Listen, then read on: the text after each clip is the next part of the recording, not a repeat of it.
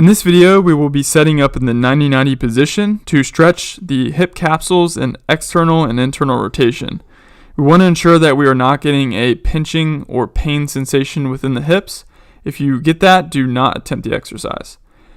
Setting up in the 90-90 position, we want our front leg, which is known as the lead leg, to be in a 90-degree angle as we lean that chest over, keeping it up tall, upright, and extending to the spine, getting a good deep-rooted stretch and external rotation.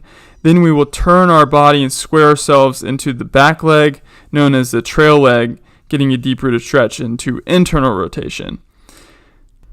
And once we have found a comfortable 90-90 position, as we get into external rotation, working into that lead leg, let's try to ensure that we're not flexing to the spine or hunching that back over into that leg. Try to maintain an upright position, keeping that chest up high, extending to the spine, sticking that belly button over that lead leg, and try not to hike that hip up too much.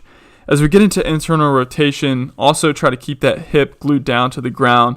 If you have any trouble getting into the position, you can stick something such as a rolled up yoga mat or a yoga block behind under the back glute and try to keep that tied down to the floor. Also, you can try to place your hands wherever is most comfortable for you. As you get into internal rotation, it may be easier to stick your hands further back behind you and lean your body back to make it a little more comfortable. Once you have found a comfortable 90-90 position, then we can start to work on more hip mobility by taking you through movement path transitions from one side of the 90-90 into the other.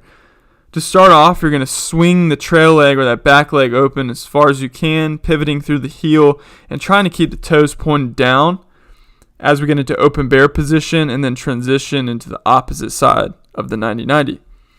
With our hands supported, we're going to swing that back leg open as far to end range as we can get, then allow the front leg to finally come up and keep those moving over until we get into this open bear position, trying to keep the knees as far and as wide as possible, and then finally let them transition over into the opposite side of the 90-90 position. If you feel like you're up for the challenge and you're really getting the hang of this, we can go with the hands unsupported. Just be aware that this is going to require a lot more work into the hips, especially the hip flexors, and make sure you're not getting any of the pinching or pain sensations in the hips. We want to avoid those. And don't do them if you're getting that. So as we open up our trail leg, we want to make sure that we're keeping the lead leg down as if we're pushing something down into the ground, and then let it follow. We want to keep opening as far and as wide as possible, keeping the knees as far apart from each other, making sure that we're really driving the one down before the other one follows. So once we get that lead leg down, let the trail leg follow. There we go. All right, and to sum it up, we're going to pivot through the heels, keep the toes pointed down, open up those hips as far and as wide as possible, get into open bear position, transition those hips over into that open 90-degree angle in the front leg and the back leg. Stay upright and tall and keep the butt down and finish it off. Work on that hip mobility.